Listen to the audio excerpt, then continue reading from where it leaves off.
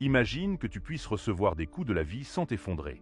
Pas parce que tu es devenu insensible, mais parce que tu as compris quelque chose que la plupart des gens mettent toute une vie à découvrir. Tu es là parce que quelque chose en toi, c'est qu'il existe une force différente. Pas celle des muscles ou du compte en banque.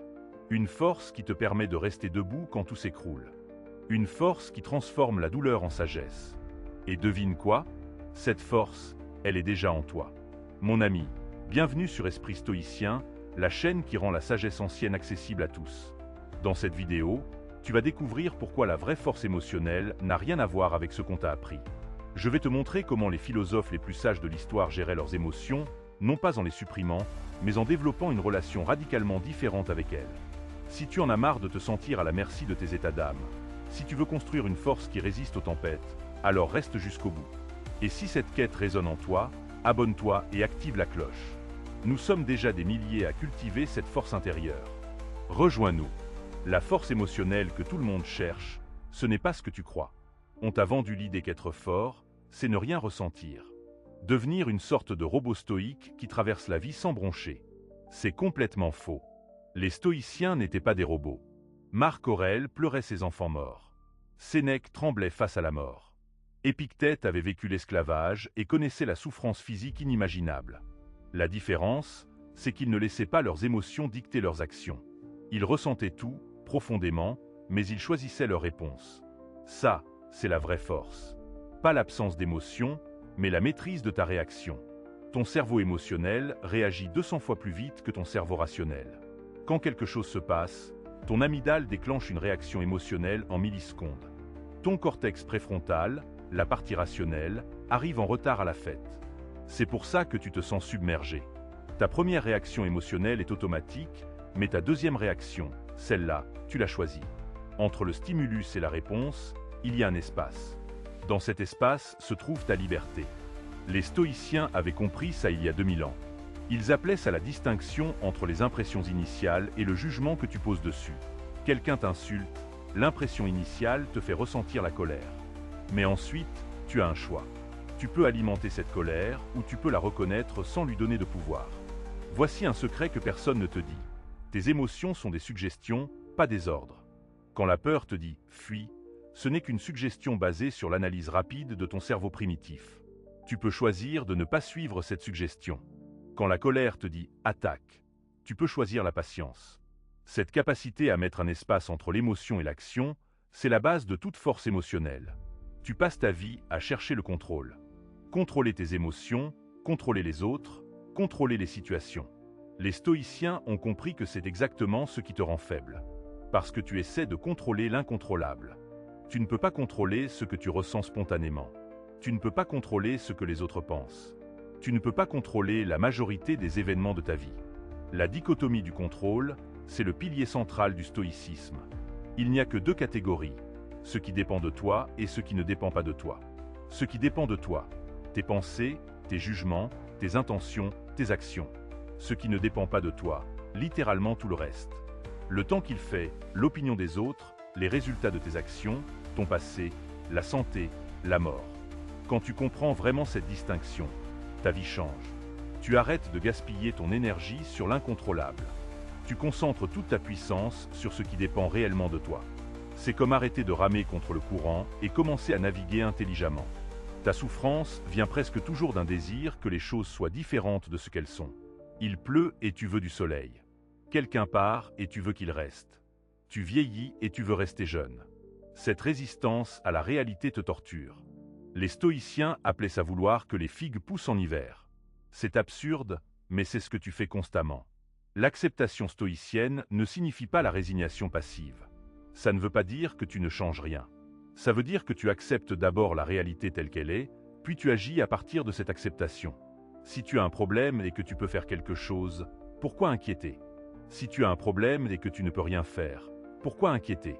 Dans les deux cas, l'inquiétude ne sert à rien. Tu confonds force émotionnelle et dureté.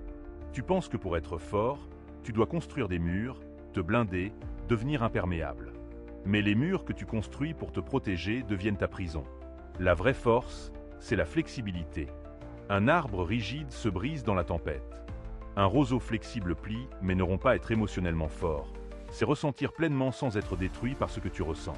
C'est pleurer sans te définir comme quelqu'un de faible. C'est avoir peur sans laisser la peur te paralyser. C'est ressentir la colère sans devenir la colère. Tu n'es pas tes émotions, tu es la conscience qui les observe.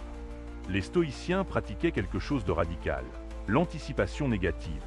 Ils imaginaient régulièrement perdre tout ce qu'ils chérissaient. Leur santé, leur richesse, leurs proches. Ça peut sembler morbide, mais c'est profondément libérateur. Quand tu réalises que tout ce que tu as est temporaire, tu apprécies davantage le présent.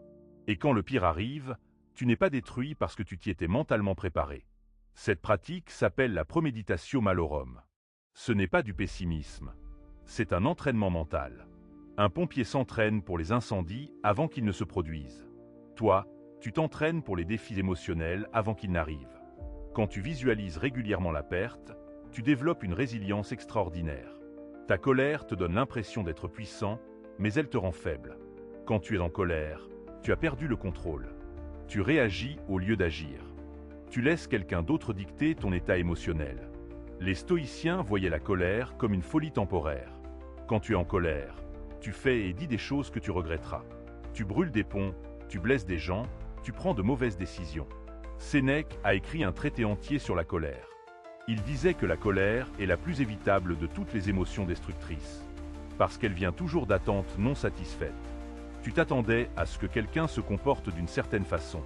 Il ne l'a pas fait. Tu es en colère. Mais pourquoi devrait-il se conformer à tes attentes? Ils sont eux, pas une extension de tes désirs.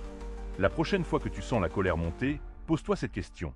Est-ce que cette personne a intentionnellement essayé de me blesser, ou est-ce simplement qu'elle agit selon sa nature, ses limites, son niveau de conscience?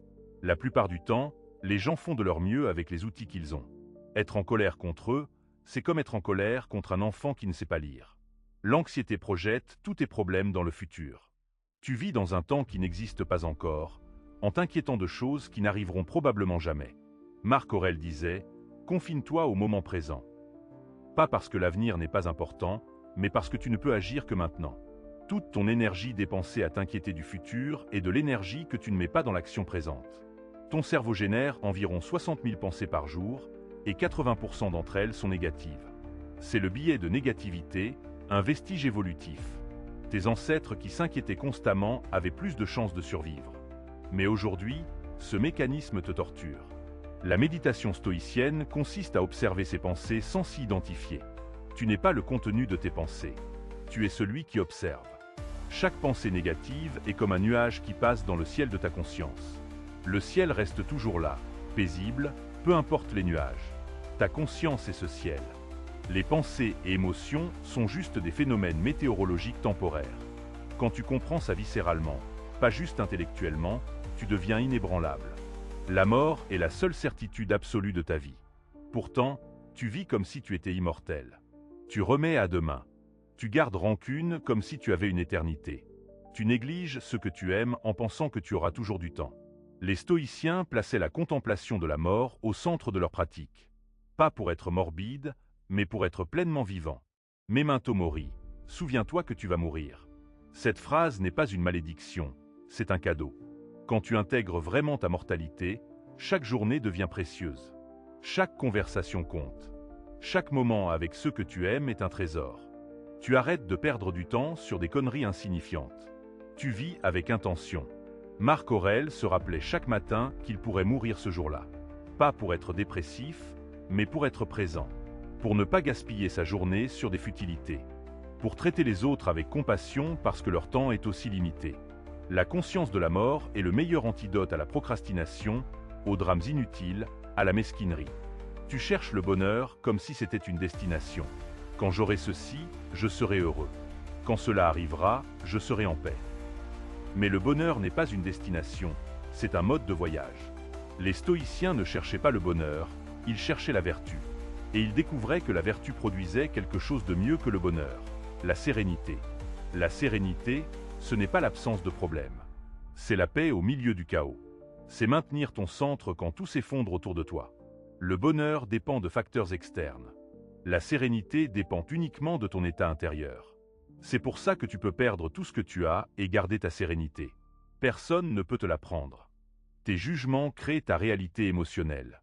Ce ne sont pas les événements qui te perturbent, mais tes jugements sur ces événements. Épictète était catégorique là-dessus. Ce ne sont pas les choses qui troublent les hommes, mais les jugements qu'ils portent sur ces choses. Quelqu'un t'insulte. L'insulte elle-même n'est que des sons ou des mots. C'est ton jugement, cette insulte me diminue, qui crée ta souffrance. Change tes jugements, change ta vie. C'est radical comme concept parce que ça signifie que tu as un pouvoir énorme. Tu n'es pas une victime passive de la réalité. Tu es un créateur actif de ton expérience. Quelqu'un te rejette, tu peux juger que ça signifie que tu es sans valeur, ou tu peux juger que cette personne n'était simplement pas compatible avec toi. La même situation, deux jugements complètement différents, deux expériences émotionnelles totalement opposées. Ça ne veut pas dire que tu dois être en déni ou positiver artificiellement. Ça veut dire que tu choisis consciemment tes interprétations au lieu de laisser ton cerveau automatique te dicter ta réalité. Tu accumules des ressentiments comme un collectionneur compulsif. Chaque blessure passée est cataloguée, archivée, ressortie régulièrement pour être réexaminée. Ces ressentiments te bouffent de l'intérieur. Ils occupent un espace mental énorme. Et la personne contre qui tu es en colère, elle vit sa vie, probablement sans même penser à toi. Ton ressentiment la punit zéro et te torture constamment. Le pardon stoïcien n'est pas pour l'autre personne, c'est pour toi. Ce n'est pas dire « ce que tu as fait est ok ». C'est dire « je ne vais plus me torturer avec ça ». Pardonner, c'est couper la corde qui te lie à ce qui t'a blessé. Tant que tu tiens cette corde, tu restes enchaîné à cette douleur. Marc Aurèle avait une pratique puissante. Chaque matin, il se rappelait qu'il allait rencontrer des gens ingrats, arrogants, trompeurs. Pas pour être cynique, mais pour être préparé. Quand ces personnes apparaissaient, il n'était pas surpris ou déçu. Il avait anticipé. Ça lui permettait de rester calme et de répondre avec sagesse plutôt que de réagir avec émotion. La gratitude est un super pouvoir stoïcien. Non pas cette gratitude toxique qui nie les problèmes réels, mais une reconnaissance profonde que tu as des choses que tu pourrais perdre demain. Ton corps fonctionne relativement bien. Tu as un toit. Tu peux lire ces mots, donc tu as accès à l'éducation. Ces choses que tu considères comme acquises sont des luxes incroyables pour des milliards d'humains. Quand tu pratiques la gratitude stoïcienne, tu réalises que même dans les pires situations, il y a des éléments pour lesquels être reconnaissant. Ça ne minimise pas la douleur.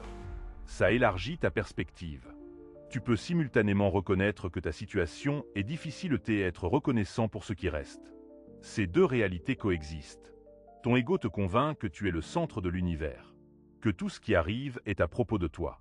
Quelqu'un ne répond pas à ton message, c'est parce qu'il te déteste. Quelqu'un te coupe en voiture, c'est une attaque personnelle. Ton ego transforme tout en drame narcissique. Mais la vérité, c'est que la plupart du temps, les actions des autres n'ont rien à voir avec toi. Les stoïciens pratiquaient l'humilité cosmique. Tu es un grain de sable sur une plage infinie. Ta vie est un éclair dans l'histoire de l'univers. Ça peut sembler déprimant, mais c'est incroyablement libérateur. Toutes ces choses qui te semblent être des catastrophes, dans le grand schéma cosmique, elles sont insignifiantes. Cette perspective te permet de lâcher prise sur des drames qui ne méritent pas ton énergie. Tu vis dans l'attente perpétuelle, en attendant que ta vie commence vraiment, en attendant d'être prêt, en attendant les conditions parfaites. Pendant ce temps, ta vie se déroule et tu n'es même pas présent. Les stoïciens comprenaient que la vie, c'est maintenant, pas demain, pas quand tu auras atteint tel objectif. Maintenant. Sénèque disait, nous ne recevons pas une vie courte, nous en faisons une courte. Tu gaspilles ton temps sur des inquiétudes, des regrets, des plans futurs. Le temps présent est la seule chose qui t'appartient vraiment. Le passé est parti. Le futur n'est pas garanti. Seul ce moment existe. Et dans ce moment, tu as tout ce dont tu as besoin pour être en paix. Tes valeurs déterminent ta vie, mais tu n'as probablement jamais consciemment choisi tes valeurs. Tu as hérité de valeurs de ta famille, de ta culture, de la société. Tu poursuis des choses que tu ne veux même pas vraiment. Tu impressionnes des gens que tu n'aimes même pas. Tu passes ta vie à grimper une échelle pour réaliser qu'elle était appuyée contre le mauvais mur. Les stoïciens avaient 4 vertus cardinales, la sagesse, le courage, la justice et la tempérance. Ce sont des étoiles du Nord pour guider tes décisions. Avant de faire quelque chose, demande-toi, est-ce sage? Est-ce courageux? Est-ce juste? Est-ce mesuré? Si la réponse est oui à ces 4 questions, fais-le sans hésitation, peu importe les conséquences. La sagesse, c'est voir les choses clairement, sans distorsion émotionnelle. Le courage, c'est agir malgré la peur. La justice, c'est traiter les autres avec équité. La tempérance, c'est la maîtrise de soi. Ces 4 vertus sont tout ce dont tu as besoin pour naviguer n'importe quelle situation. Ta relation à la douleur détermine ta qualité de vie. Tu essaies d'éviter toute douleur, ce qui est impossible et te rend paradoxalement plus sensible à la douleur. Les stoïciens ne cherchaient pas la douleur, mais ils ne la fuyaient pas non plus. Ils la voyaient comme une opportunité de pratiquer la force intérieure. Quand tu acceptes que la douleur fait partie de la vie, elle perd son pouvoir de te terroriser. Tu développes ce que les stoïciens appelaient l'endurance. Pas une endurance passive et résignée, mais une endurance active et courageuse. Tu fais face à ce qui est difficile avec dignité. Tu ne te plains pas, tu ne dramatises pas. Tu endures avec grâce. Cette force que tu développes en affrontant la douleur devient une partie de toi. Personne ne peut te la prendre. Les circonstances externes peuvent changer, mais ta capacité à endurer reste. C'est ton trésor intérieur, inviolable. Tes pensées automatiekste controlent. Tu n'es même pas conscient de la plupart des pensées qui traversent ton esprit. Elles surgissent automatiquement, basées sur des patterns établis depuis des années. Ces pensées génèrent des émotions, et ces émotions semblent être ta réalité. Mais si tu commences à observer tes pensées, quelque chose de magique se produit. Quand tu observes une pensée, tu crées automatiquement une distance avec elle. Tu passes de « je suis anxieux » à « j'observe une pensée anxieuse ». Ce petit changement de perspective est révolutionnaire. Tu n'es plus identifié à la pensée. Tu deviens l'observateur impartial. Marc Aurèle pratiquait cet exercice constamment. Il observait ses propres réactions et jugements avec curiosité. Pourquoi est-ce que je réagis ainsi? D'où vient ce jugement? Cette auto-observation transforme progressivement ton expérience de vie. Tu cherches la validation externe comme un drogué cherche sa dose. Tu structures ta vie entière autour de l'approbation des autres. Tes choix de carrière, tes relations, même tes loisirs sont influencés par ce que les autres vont penser. Les stoïciens avaient une relation radicalement différente avec l'opinion des autres. Pour les stoïciens, la seule opinion qui compte, c'est la tienne sur toi-même. Pas ton ego qui te ment, mais ton vrai toi qui sait quand tu vis selon tes valeurs. Épictète disait « Si quelqu'un te rapporte que tel parle mal de toi, ne te justifie pas, mais réponds « Il ne connaissait pas mes autres défauts, sinon il n'aurait pas mentionné seulement cela. » Cette indifférence à l'opinion des autres n'est pas de l'arrogance, c'est de la liberté. Tu peux maintenant agir selon tes propres valeurs sans être constamment paralysé par ce que les autres vont penser. La plupart des gens sont trop occupés à s'inquiéter de ce que tu penses d'eux pour vraiment penser à toi de toute façon. Ton corps et ton esprit sont interconnectés de façon que tu ne réalises pas. Ton état physique affecte directement ton état émotionnel. Quand tu es épuisé, tout semble pire. Quand tu as faim, tu es irritable. Quand tu ne dors pas assez, ton régulation émotionnelle s'effondre. Les stoïciens comprenaient cette connexion. Ils pratiquaient l'entraînement physique non pas pour l'apparence, mais pour la résilience. Un corps fort supporte mieux le stress. Un esprit dans un corps épuisé est vulnérable. Prendre soin de ton corps n'est pas de la vanité, c'est de la maintenance nécessaire pour ta force émotionnelle. Le sommeil, la nutrition, le mouvement, ce sont les fondations. Sans ces fondations, toute la philosophie stoïcienne du monde ne te sauvera pas. Tu ne peux pas penser clairement quand ton cerveau est en mode survie à cause d'un manque de sommeil chronique. Ta zone de confort est une prison dorée. Elle te donne l'illusion de sécurité tout en limitant drastiquement ta croissance. Chaque fois que tu choisis le confort plutôt que le défi, tu renforces ta faiblesse. Les stoïciens cherchaient intentionnellement l'inconfort. Pas par masochisme, mais pour s'entraîner. Sénèque pratiquait régulièrement la pauvreté volontaire. Il vivait avec le strict minimum pendant quelques jours pour se rappeler que perdre sa richesse ne serait pas la fin du monde. Il se préparait mentalement et physiquement à cette possibilité. Quand tu t'exposes volontairement à ce que tu crains, cette peur perd son pouvoir sur toi. Commence petit. Prends une douche froide. Saute un repas. Dors sur le sol. Chaque petit acte d'inconfort volontaire construit ta résilience. Tu réalises que tu es plus fort que tu ne le pensais. Que tu peux endurer bien plus que ce que ton esprit te disait être possible. L'échec n'est pas ton ennemi, c'est ton professeur. Mais tu as été conditionné à avoir une peur pathologique de l'échec. Tu évites tout ce qui pourrait te faire échouer, ce qui signifie que tu évites tout ce qui pourrait te faire grandir. Les stoïciens voyaient l'échec comme un retour d'information neutre. Chaque échec contient une leçon. Qu'est-ce qui n'a pas fonctionné? Pourquoi? Que peux-tu ajuster? Plutôt que de te définir comme un raté, tu examines l'action ratée. Tu sépares ton identité du résultat. Tu as échoué à cette chose, mais tu n'es pas un échec. Mark Aurel equate constamment. Ses campagnes militaires ne se déroulaient pas toujours comme prévu. Ses réformes politiques rencontraient de la résistance. Mais il continuait, parce qu'il comprenait que l'échec fait partie du processus. La seule vraie défaite, c'est d'arrêter d'essayer. Tes attachments te rendent vulnerable. Tu t'attaches aux résultats, aux personnes, aux possessions. Et puis tu souffres quand ces choses changent ou disparaissent, ce qui est inévitable. Les stoïciens pratiquaient le détachement, mais pas de la façon dont tu l'imagines. Le détachement stoïcien ne signifie pas ne rien aimer. Ça signifie aimer pleinement tout en acceptant la nature temporaire de toute chose. Tu peux aimer profondément quelqu'un tout en sachant que vous serez séparés un jour. Cette conscience rend ton amour plus présent, plus précieux, moins pris pour acquis. Quand tu cesses de t'accrocher désespérément, tu peux enfin apprécier. Tes mains fermées ne peuvent rien tenir vraiment. Tes mains ouvertes permettent aux choses de venir et de partir naturellement. C'est paradoxal mais vrai. Le détachement approfondit ta capacité à aimer. Tas alle tutte terrifie. Tu combles chaque moment de silence avec du bruit, de la distraction, de la compagnie. Mais les stoïciens cherchaient la solitude. Pas pour fuir les autres, mais pour se rencontrer eux-mêmes. Dans la solitude, tu ne peux plus te mentir. Il n'y a personne pour jouer un rôle devant. Sénèque se retirait régulièrement dans sa villa pour être seul avec ses pensées. C'est dans ces moments qu'il a écrit ses lettres les plus profondes. La solitude n'est pas la solitude redoutée. C'est une chance de dialoguer avec ton vrai toi, celui qui se cache sous tous les masques sociaux. Commence par de courtes périodes. Éteins tout. Assieds-toi sans rien faire. Les premières minutes sont inconfortables. Ton esprit panique. Mais si tu persistes, quelque chose de beau émerge. Un calme intérieur. Une clarté. Tu commences à entendre cette voix tranquille de la sagesse que le bruit constant étouffait. Tes habitudes te définissent plus que tes intentions. Tu peux avoir les meilleures intentions du monde, mais si tes habitudes vont dans la direction opposée, tu n'arriveras nulle part. Les stoïciens comprenaient que la vertu n'est pas un état, c'est une pratique.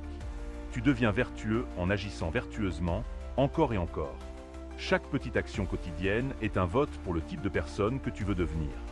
Tu ne te réveilles pas un jour transformé. Tu te transformes progressivement à travers 1000 petits choix. Choisis la discipline une fois, puis une autre fois, puis encore. Après des mois, ces choix deviennent qui tu es. Marc Aurèle avait une routine matinale. Il se levait tôt, méditait sur ses principes, se préparait mentalement pour les défis du jour. Cette routine n'était pas rigide ou obsessionnelle. C'était sa façon de s'ancrer dans ses valeurs avant que le chaos du jour ne commence. Le plaisir n'est pas mauvais, mais ta poursuite compulsive du plaisir te rend misérable.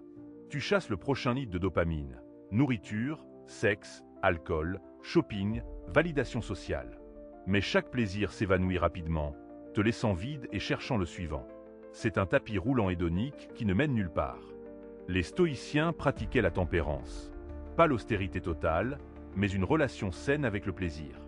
Ils pouvaient profiter des plaisirs sans en devenir esclaves. La différence, ils ne dépendaient pas du plaisir pour se sentir OK. Ils se sentaient OK par défaut, et les plaisirs étaient des bonus agréables. Quand tu cesses d'avoir besoin compulsivement de plaisir, tu commences vraiment à apprécier les plaisirs simples. Un repas basique devient délicieux. Une conversation simple devient profonde. Le soleil sur ta peau devient extraordinaire. Ton seuil de satisfaction descend, et paradoxalement, tu es plus satisfait. Tes mots ont un pouvoir que tu sous-estimes. Tu parles négativement de toi-même comme si c'était anodin. Je suis nul.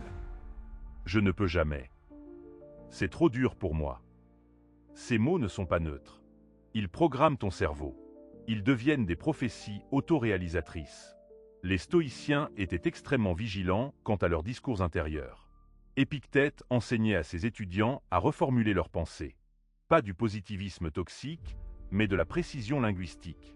Je ne peux pas devient je ne peux pas encore. Je suis nul devient j'ai échoué à cette tentative spécifique. Ton langage façonne ta réalité perçue. Change ton langage, change progressivement ta réalité. Ce n'est pas magique, c'est neurologique. Les mots que tu utilises créent des patterns dans ton cerveau. Ces patterns influencent tes comportements. Tes comportements créent tes résultats. La comparaison sociale est amplifiée par les réseaux sociaux à un niveau pathologique. Tu compares ton quotidien brut au highlight réel curatisé des autres. C'est comme comparer des pommes et des oranges.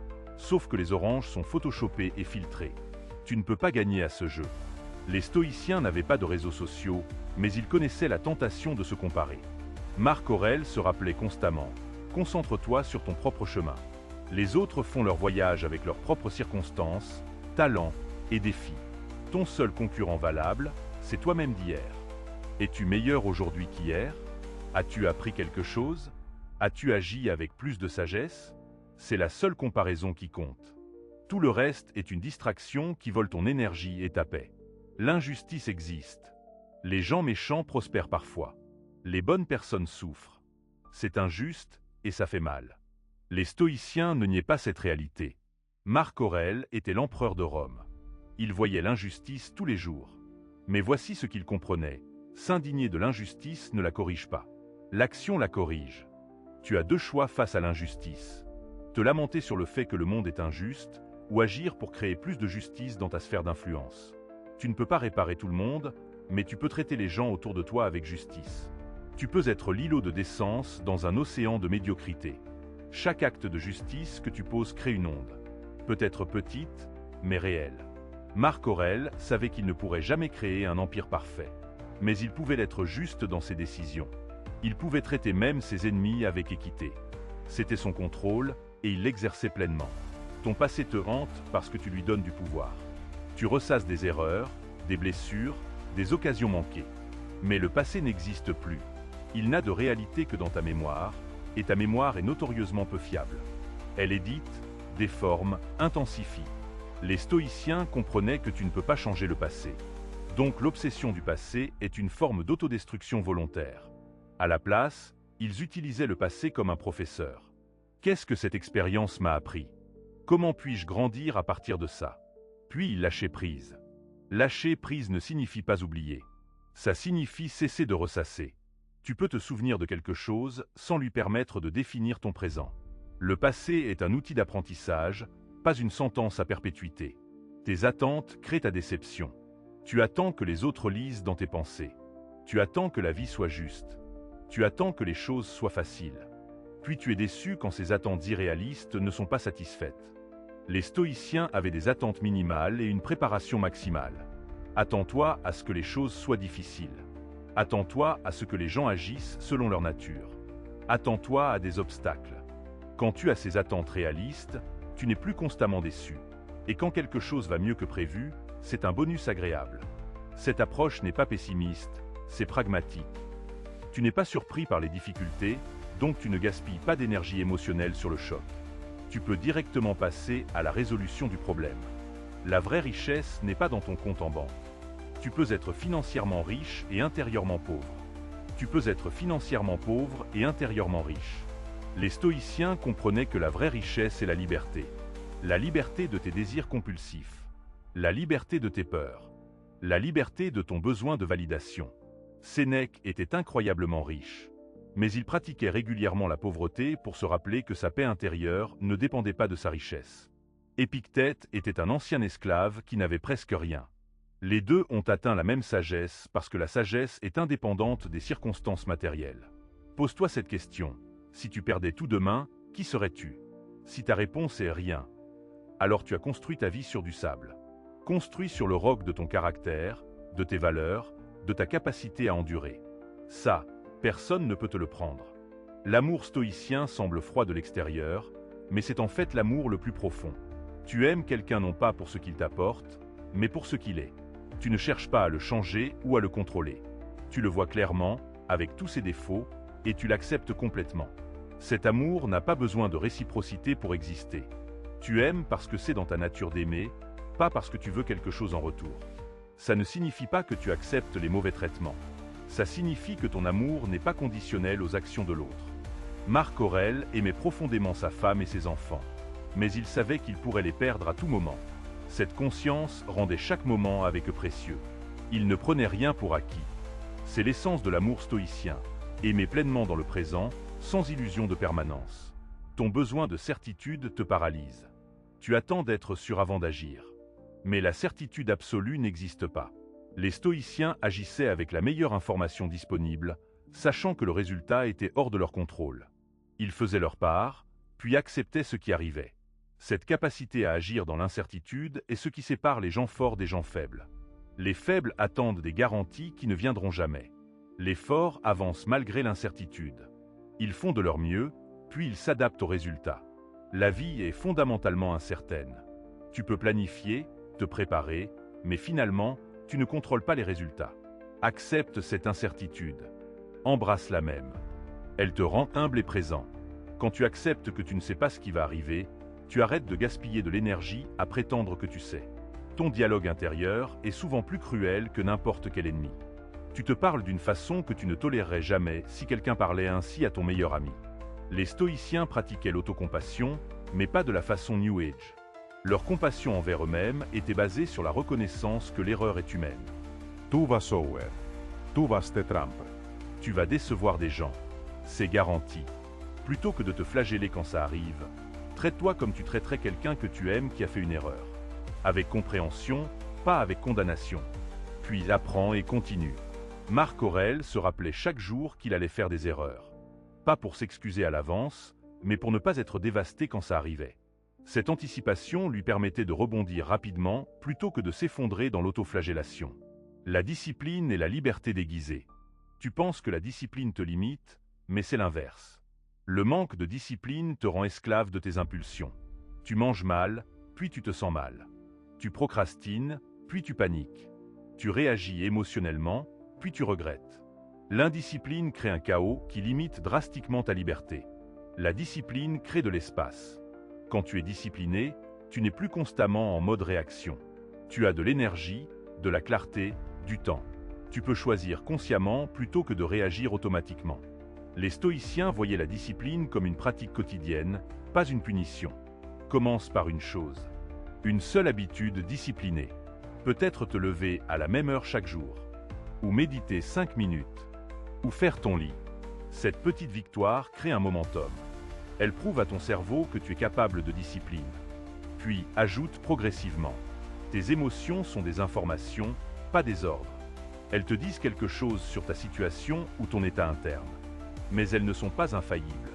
Ton anxiété peut te dire qu'il y a un danger alors qu'il n'y en a pas. Ta tristesse peut te dire que tout est sans espoir alors que c'est faux. Les stoïciens écoutaient leurs émotions sans leur obéir aveuglément. Ils examinaient l'émotion. Qu'est-ce qu'elle essaie de me dire? Cette information est-elle valide? Puis ils choisissaient leur action basée sur la raison, pas sur l'émotion du moment. Tu peux ressentir de la peur et faire le truc courageux quand même. Tu peux ressentir de la tristesse et continuer à avancer. Tu peux ressentir de la colère et choisir la patience. L'émotion et l'action sont deux choses séparées. Tu as le pouvoir de les découpler. La réputation est hors de ton contrôle. Tu peux être la personne la plus vertueuse du monde et certains te détesteront quand même. Tu peux agir avec intégrité et des rumeurs circuleront. Les stoïciens ne perdaient pas de sommeil sur leur réputation. Ils se concentraient sur leur caractère. Ton caractère, c'est qui tu es quand personne ne regarde. Ta réputation, c'est ce que les autres pensent de toi. Tu contrôles le premier, pas le second. Investis ton énergie dans le développement de ton caractère. Si ta réputation en souffre à cause d'incompréhension, c'est ok. Ceux qui te connaissent vraiment verront la vérité. Marc Aurèle avait des ennemis politiques qui répandaient des mensonges sur lui. Il aurait pu passer son temps à combattre ces rumeurs. À la place, il se concentrait sur être un bon empereur. L'histoire a jugé. Sa réputation aujourd'hui est celle d'un sage. Les menteurs sont oubliés. Ton confort est ton ennemi à long terme. Chaque fois que tu choisis la facilité, tu deviens plus faible. Chaque fois que tu choisis le défi, tu deviens plus fort. C'est une loi fondamentale. L'adaptation se produit en réponse au stress. Sans stress, il n'y a pas de croissance. Les stoïciens recherchaient volontairement le défi. Pas pour souffrir, mais pour grandir. Ils comprenaient que la vie leur enverrait des défis de toute façon. Autant s'y préparer en s'entraînant avec des défis choisis. Quand tu t'entraînes au combat pendant la paix, tu es prêt quand la guerre arrive. Cette mentalité s'applique à tout. Entraîne-toi à avoir froid avant d'être forcé d'avoir froid. Entraîne-toi à avoir faim avant d'être forcé d'avoir faim. Entraîne-toi à être rejeté avant que le rejet important n'arrive. Chaque entraînement te rend plus résilient. Si tu es arrivé jusqu'ici, tu commences à comprendre quelque chose de fondamental. La force émotionnelle n'est pas une destination, c'est un chemin. Tu ne seras jamais arrivé. Il y aura toujours de nouveaux défis, de nouvelles occasions de pratiquer. Et c'est parfait, parce que la pratique elle-même te transforme. Les stoïciens ne prétendaient pas avoir tout compris. Marc Aurèle écrivait ses méditations pas comme un sage donnant des conseils, mais comme un homme luttant pour appliquer ses propres principes.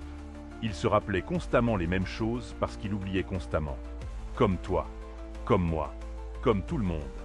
La perfection stoïcienne n'existe pas. Personne ne devient parfaitement rationnel, parfaitement équilibré, parfaitement serein. Ce n'est pas le but.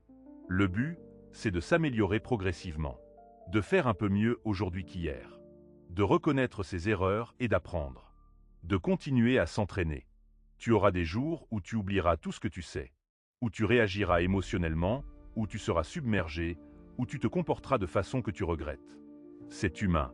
La question n'est pas est-ce que je vais échouer, mais comment est-ce que je réponds à l'échec? Les stoïciens se relevaient, encore et encore. Ils ne se définissaient pas par leur chute, mais par leur capacité à se relever. Chaque échec était une occasion de pratiquer la résilience. Chaque défi était un test pour renforcer leur caractère. Voici ce que personne ne te dit, le chemin stoïcien est étroit et difficile. Ce n'est pas un tac pour une vie facile. C'est un engagement à vivre avec intégrité même quand c'est dur. À choisir la vertu même quand ce n'est pas récompensé. À maintenir ton centre même quand tout s'effondre. Mais ce chemin, aussi difficile soit-il, mène à quelque chose que rien d'autre ne peut te donner. Une paix intérieure inviolable. Une force qui ne dépend pas des circonstances. Une sérénité qui survit aux tempêtes. Ce n'est pas de l'absence d'émotion. C'est la liberté de ressentir pleinement sans être détruit par ce que tu ressens. Tu n'as pas besoin de devenir un moine stoïcien vivant dans une hutte. Tu peux appliquer ces principes dans ta vie moderne, avec toutes ses complexités. L'essence du stoïcisme, ce sont des principes pratiques pour vivre bien. Peu importe ton contexte, ces principes fonctionnent. Commence où tu es, avec ce que tu as. Un jour à la fois. Ne pense pas à devenir parfaitement stoïcien. Pense juste à appliquer un principe aujourd'hui. Peut-être la dichotomie du contrôle. Peut-être l'acceptation de ce qui est. Peut-être observer tes pensées plutôt que de t'y identifier. Chaque application de ces principes renforce les circuits neuronaux correspondants. Progressivement, ce qui semblait contre-intuitif devient naturel. Ce qui demandait un effort conscient devient automatique. Mais ça prend du temps. Des mois, des années, une vie entière de pratique. Les stoïciens mesuraient leur progrès non pas en atteignant un état final, mais en devenant progressivement plus alignés avec leurs valeurs. Es-tu plus sage cette année que l'année dernière? Plus courageux? Plus juste? Plus tempéré? Si oui, tu progresses. Sinon, ce n'est pas un échec, c'est une information pour ajuster. Ta relation avec toi-même détermine ta qualité de vie. Si tu es constamment en guerre avec toi-même, la vie est misérable peu importe tes accomplissements externes. Si tu es en paix avec toi-même, la vie a une qualité fondamentalement différente même dans la difficulté. Les stoïciens cultivaient cette paix intérieure non pas en changeant leurs circonstances, mais en changeant leur relation avec leurs circonstances. Ils comprenaient que la paix n'est pas l'absence de conflit, mais la présence d'acceptation. Acceptation de ce qui est. Acceptation de ce qui ne peut être changé. Action sur ce qui peut être changé. Cette distinction semble simple, mais elle est profondément difficile à appliquer. Ton cerveau veut constamment changer l'inchangeable et accepter passivement le changeable. Tu te bats contre la réalité et tu te résignes sur tes actions. Les stoïciens faisaient l'inverse. Accepte radicalement ce que tu ne peux pas changer. Agis courageusement sur ce que tu peux changer. Cette formule simple contient toute la sagesse stoïcienne. Mais simple ne signifie pas facile. Ça demande une vigilance constante, une pratique quotidienne, un engagement de toute une vie.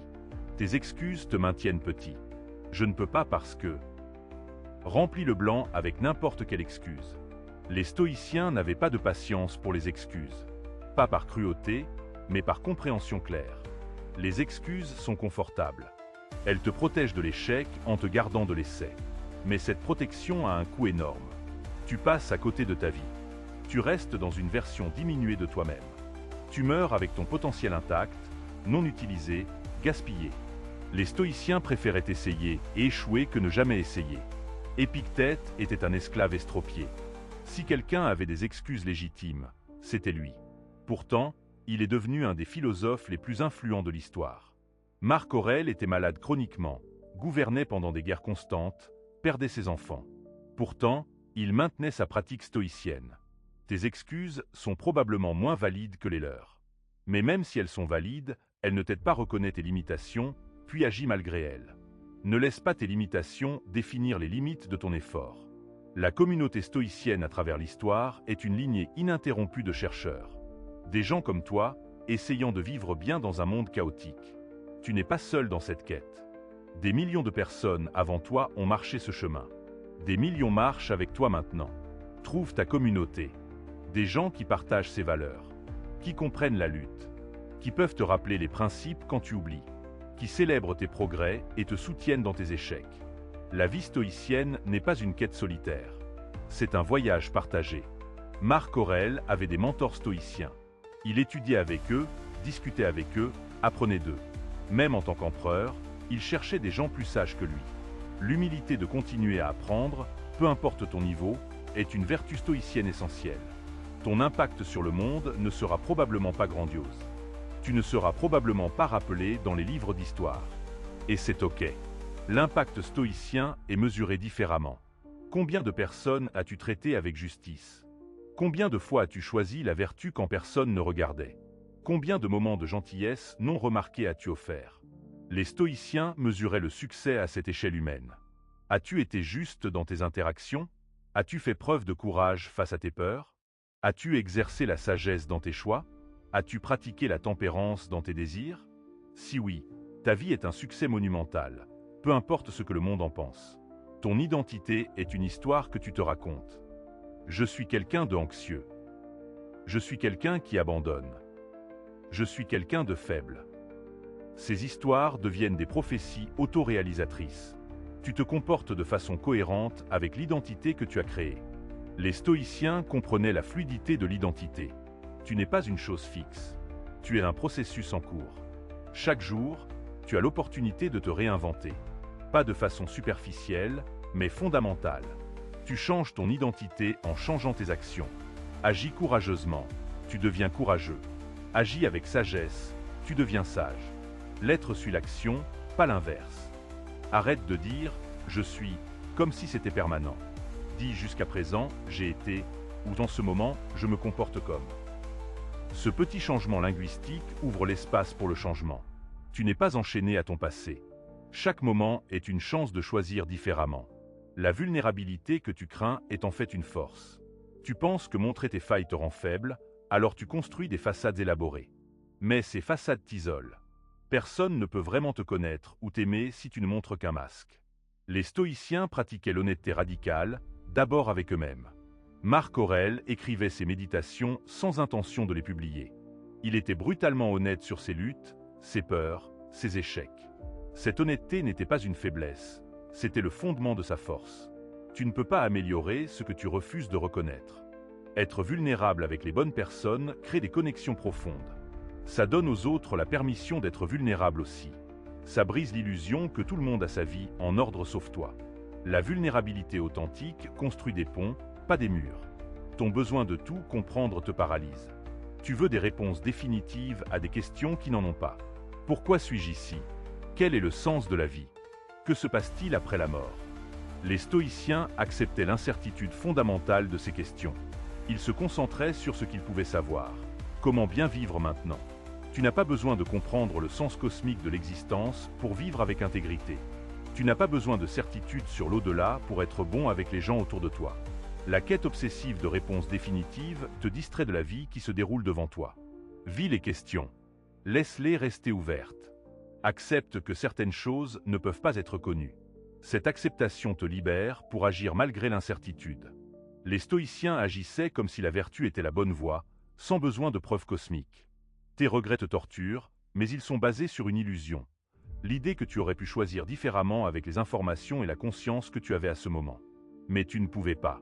À ce moment précis, avec ce niveau de conscience, tu as fait le meilleur choix que tu pouvais. Peut-être pas le choix optimal, mais le seul choix possible pour toi à ce moment. Regretter le passé, c'est te blâmer pour ne pas avoir eu une conscience que tu n'avais pas encore développée. C'est absurde. À la place, utilise le regret comme information. Qu'est-ce que cette situation t'a appris? Comment peux-tu faire mieux maintenant avec la conscience que tu as développée? Marc Aurèle a fait des erreurs. En tant qu'empereur, ces erreurs ont coûté des vies. Il aurait pu passer sa vie dans le regret paralysant. À la place, il apprenait de chaque erreur et essayait de faire mieux. C'est tout ce que tu peux faire aussi. La colère des autres n'est pas ton problème à résoudre. Tu prends personnellement les émotions des autres comme si c'était ta responsabilité de les réparer.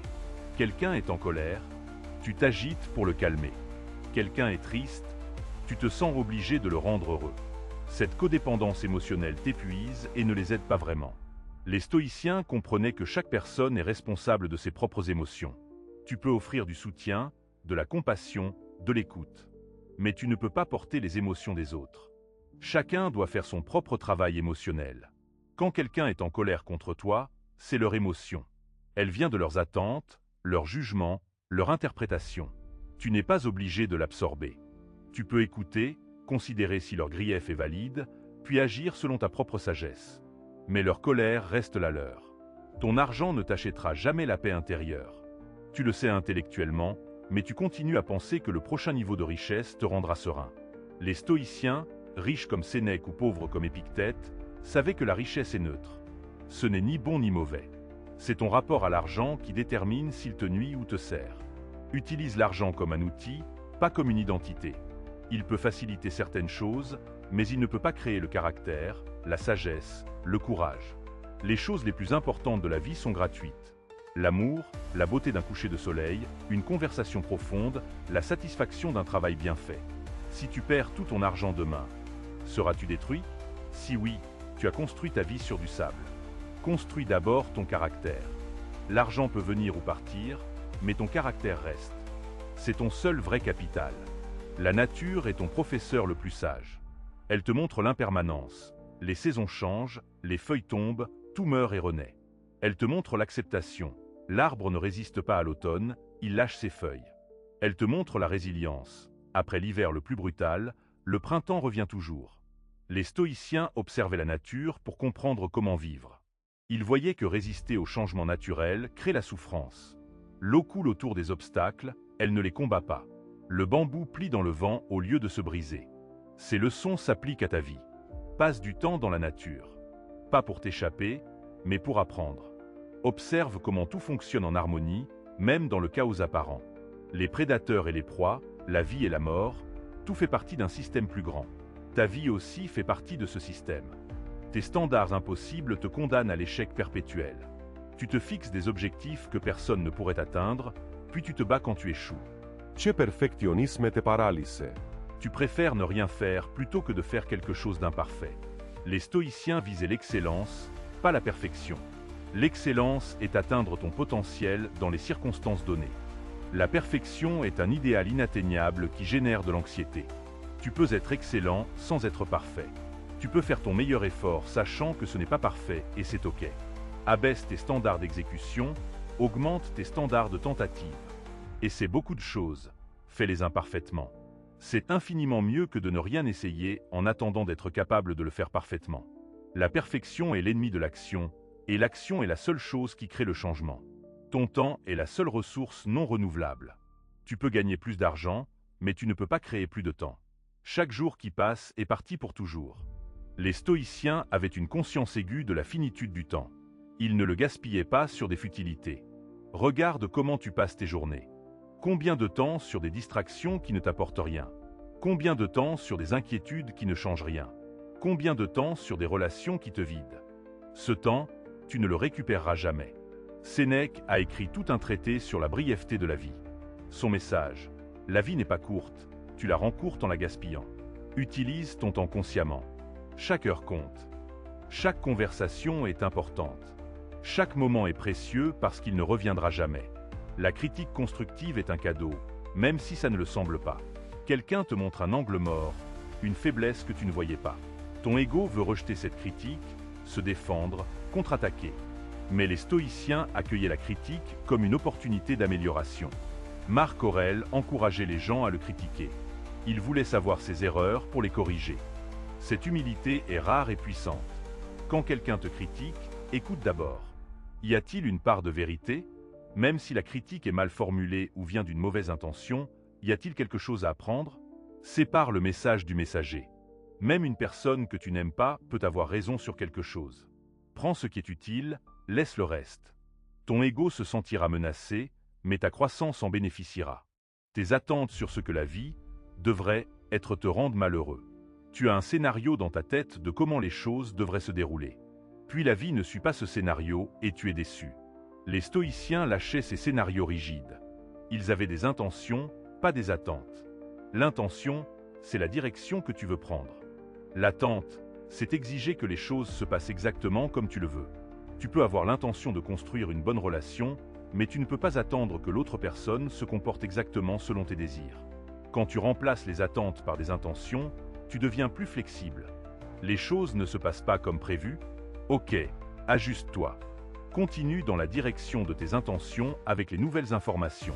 Cette flexibilité te rend résilient plutôt que fragile.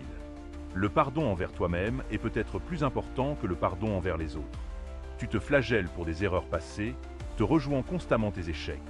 Cette autopunition ne change rien au passé. Elle te garde juste coincé. Les stoïciens pratiquaient l'autocompassion basée sur la compréhension de la nature humaine. Tous les humains font des erreurs. C'est notre nature d'être imparfait. Te punir pour être humain est illogique. À la place, reconnais ton erreur, apprends, répare si possible, puis lâche prise. Traite-toi comme tu traiterais un ami cher qui a fait la même erreur. Avec compréhension, pas avec cruauté. Cette compassion envers toi-même ne t'excuse pas, elle te libère pour faire mieux maintenant. Tes relations reflètent ton état intérieur. Si tu es en guerre avec toi-même, tu attireras des relations conflictuelles. Si tu ne te respectes pas, tu attireras des gens qui ne te respectent pas. Les stoïciens commençaient toujours par eux-mêmes. Change ton intérieur, ton extérieur changera. Tu ne peux pas contrôler qui entre dans ta vie, mais tu peux contrôler qui reste. Tu peux établir des limites claires. Tu peux choisir de passer du temps avec des gens qui t'élèvent plutôt que ceux qui te tirent vers le bas. Ce n'est pas de l'égoïsme, c'est de l'autopréservation nécessaire. Marc Aurèle devait interagir avec toutes sortes de personnes, y compris des personnes toxiques. Mais il choisissait consciemment ses conseillers intimes. Il s'entourait de gens sages qui le challengeaient à être meilleur. Fais de même. Ton corps te parle constamment, mais tu n'écoutes pas tension dans les épaules. Ton corps te dit que tu portes un stress excessif. Estomac nui. Il te dit que quelque chose ne va pas, fatigue chronique. Il te dit que tu dépasses tes limites. Les stoïciens écoutaient les signaux du corps. Ton corps et ton esprit ne sont pas séparés. C'est un système intégré. Négliger ton corps affecte directement ton état mental et émotionnel. Tu ne peux pas philosopher ton chemin hors d'un manque de sommeil ou d'une mauvaise nutrition. Prends soin de ton corps comme un athlète prend soin de son équipement. Pas par vanité, mais parce que c'est l'outil dont tu as besoin pour vivre ta vie. Doors sufficient. Nourris-toi correctement. Bouge régulièrement. Ce sont les bases non négociables. L'ennui que tu fuis constamment est en fait une porte vers la créativité. Tu combles chaque instant de silence avec du bruit, musique, podcast, vidéo, scrolling. Tu n'es jamais juste là. Les stoïciens embrassaient les moments d'ennui comme des opportunités de réflexion. Dans l'ennui, ton esprit commence à errer. Il fait des connexions. Il a des idées. Il traite les expériences. Mais tu ne lui donnes jamais cet espace. Tu le bombardes constamment de stimulation externe.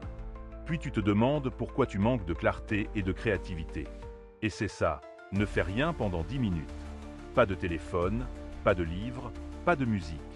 Juste toi et tes pensées. Les premières minutes sont agitées. Ton cerveau panique. Mais si tu persistes, quelque chose de beau émerge. Une clarté, un calme. C'est là que réside ta sagesse. Ton jugement des autres est presque toujours une projection. Ce qui t'irrite chez les autres est souvent ce que tu n'acceptes pas en toi-même. Les stoïciens pratiquaient l'auto-examen plutôt que le jugement des autres. Quand quelque chose chez quelqu'un te dérange, demande-toi pourquoi. Pourquoi ce comportement spécifique te déclenche tes îles? Qu'est-ce que ça révèle sur toi? Souvent, tu découvriras que tu juges chez les autres ce que tu réprimes en toi. Ou tu vois chez les autres les failles que tu crains d'avoir. Marc Aurèle se rappelait constamment de ne pas juger. Il se disait que les gens agissent selon leur compréhension du bien. Même ceux qui font du mal pensent qu'ils font ce qui est juste selon leur perspective limitée. Cette compréhension cultivait la compassion plutôt que le jugement. L'échec des autres ne te rend pas plus fort. Tu ressens parfois une satisfaction secrète quand d'autres échouent. Ça te fait te sentir mieux sur toi-même. C'est un mécanisme de défense de l'ego, mais c'est toxique. Les stoïciens célébraient le succès des autres comme le leur. Quand quelqu'un réussit, ça prouve que le succès est possible. Ça devrait t'inspirer, pas te rendre jaloux. L'abondance s'appelle l'abondance. La mentalité de rareté, où le succès des autres diminue tes chances, est une illusion. Réjouis-toi des victoires des autres.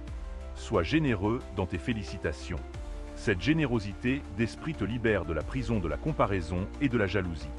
Elle crée aussi un environnement où ton propre succès sera célébré. La routine n'est pas l'ennemi de la créativité, c'est son fondement. Tu penses que la créativité vient de l'inspiration spontanée, de la liberté totale. Mais les créateurs les plus prolifiques ont des routines disciplinées. Les stoïciens structuraient leur journée autour de leurs valeurs. Une bonne routine libère ton énergie mentale pour les choses importantes. Tu n'as pas à décider constamment quoi faire ensuite. Les décisions basiques sont automatisées, préservant ta volonté pour les choix qui comptent vraiment. Marc Aurèle suivait une routine matinale stricte malgré son statut d'empereur. Il se levait tôt, méditait sur ses principes stoïciens, préparait sa journée mentalement. Cette routine lui donnait l'ancrage nécessaire pour naviguer le chaos de gouverner un empire. Tes émotions intenses passeront si tu les laisses faire. Le problème, c'est que tu interfères. Tu résistes, tu réprimes, tu amplifies. Les émotions sont comme des vagues. Elles montent, atteignent un pic, puis redescendent naturellement. Mais seulement si tu les laisses suivre leur cours. Quand une émotion forte arrive, observe-la sans jugement.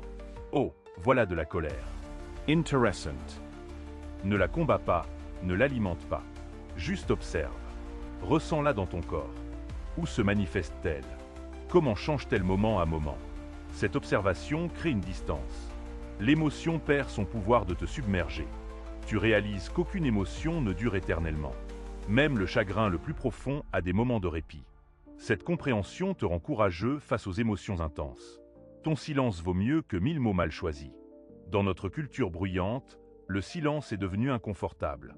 Tu sens le besoin de remplir chaque pause. Mais les stoïciens valorisaient le silence. Ils parlaient seulement quand ils avaient quelque chose de valable à dire. Épictète enseignait « La nature nous a donné 2 oreilles et une bouche pour que nous écoutions 2 fois plus que nous parlions. » Chaque mot que tu prononces a un impact. Les mots mal choisis créent des conflits, blessent, confusent. Le silence évite ces dégâts. Avant de parler, passe tes mots à travers 3 filtres. Est-ce vrai? Est-ce nécessaire? Est-ce gentil? Si la réponse à l'une de ces questions est non, garde le silence. Tu regretteras rarement ce que tu n'as pas dit. Tu regretteras souvent ce que tu as dit. La gratitude transforme ce que tu as en suffisant. Tu passes ta vie à chercher plus, convaincu que le bonheur est dans la prochaine acquisition. Mais les stoïciens comprenaient que la vraie richesse est d'apprécier ce que tu as déjà. Cette appréciation n'est pas passive, c'est une pratique active. Chaque soir, Marc Aurèle réfléchissait à sa journée. Pas pour se critiquer, mais pour reconnaître les moments de connexion, de beauté, de croissance. Cette pratique entraînait son cerveau à voir l'abondance plutôt que le manque. Commence aujourd'hui. Identifie 3 choses pour lesquelles tu es reconnaissant. Pas de grandes choses philosophiques. Des choses simples et concrètes. L'eau chaude de ta douche. Le sourire d'un inconnu. Le fait que ton corps fonctionne assez bien pour te porter à travers la journée. Cette pratique simple rewire ton cerveau progressivement. Voilà où nous en sommes, mon ami. Tu as parcouru un long chemin dans cette vidéo. Si tu es toujours là, c'est que quelque chose en toi reconnaît la vérité dans ses principes. La force émotionnelle que tu cherches n'est pas au bout d'un programme en 30 jours ou d'un livre magique. Elle se construit jour après jour, choix après choix, dans les petits moments que personne ne voit. Les stoïciens nous ont laissé une carte pour naviguer dans l'existence humaine. Pas une formule magique, mais des principes testés à travers des millénaires de souffrance et de triomphe. Ces principes ont aidé des empereurs et des esclaves, des guerriers et des philosophes. Ils peuvent t'aider aussi. La beauté du stoïcisme, c'est qu'il ne requiert rien d'externe. Tu n'as pas besoin de circonstances spéciales. Tu n'as pas besoin d'être riche, intelligent, talentueux. Tu as juste besoin de commencer où tu es, avec ce que tu as, maintenant. Choisir consciemment comment tu réponds à ce qui t'arrive. C'est tout. Et c'est tout ce dont tu as besoin. Si cette vidéo t'a apporté quelque chose, si tu reconnais en toi cette aspiration à être plus forte émotionnellement, alors tu es déjà sur le chemin. Abonne-toi à Esprit Stoïcien pour continuer ce voyage ensemble. Nous sommes une communauté qui grandit, qui apprend, qui trébuche et se relève. Active la cloche pour ne manquer aucune nouvelle vidéo qui pourrait t'apporter un autre morceau de sagesse au moment où tu en as le plus besoin. Et surtout, partage cette vidéo avec quelqu'un qui lutte en ce moment. Quelqu'un qui a besoin d'entendre que la force émotionnelle n'est pas l'absence d'émotion, mais le courage de ressentir pleinement tout en choisissant ses actions. Parfois, un message tombe au bon moment et change tout. Tu peux être celui qui offre ce moment à quelqu'un. Prends soin de toi, mon ami. La route est longue, mais chaque pas compte. Tu es plus fort que tu ne le penses, plus résilient que tu ne le crois. Et tu n'es pas seul dans cette quête. Nous marchons ensemble, chacun portant son fardeau, chacun trouvant sa force. C'est ça, l'esprit stoïcien. Maintenant, va vivre selon ses principes. Pas parfaitement, juste un peu mieux qu'hier. C'est suffisant. Tu es suffisant.